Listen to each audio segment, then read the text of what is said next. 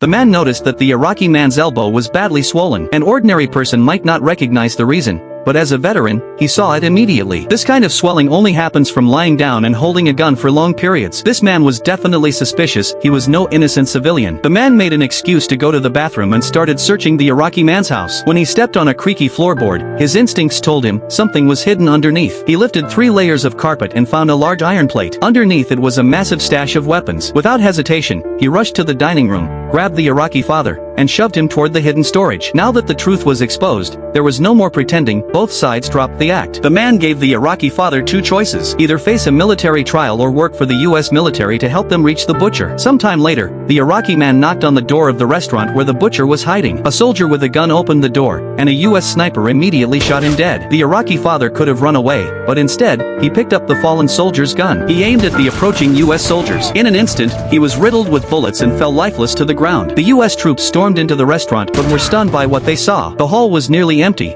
with only a few scattered people. The kitchen was a horrifying scene, blood everywhere, bodies lying across the floor. It was a massacre. All the dead were locals, including those who had worked with the Americans. Then, the man discovered an underground tunnel. The enemy had escaped through it. The butcher had also vanished underground. But the situation got worse. The local Iraqi people erupted in fury. One of their own, the Iraqi father, had been brutally killed in the battle. When the news spread, an enraged crowd charged at the US troops, shouting in anger. There was no way to explain. With curses and screams surrounding them, the soldiers had no choice but to retreat. They believed they were carrying out justice, but to the locals, they were butchers who slaughtered civilians. To the Americans, that Iraqi father was a terrorist, but to his people, he was just a man trying to protect his home. Later, during another deployment to Iraq, the man was assigned as the new sniper team leader. One day, he spotted an enemy RPG operator emerging from cover. Without hesitation, he pulled the trigger. A single shot. The target collapsed instantly. But at that moment, a small Iraqi boy suddenly ran from the street corner straight toward the body.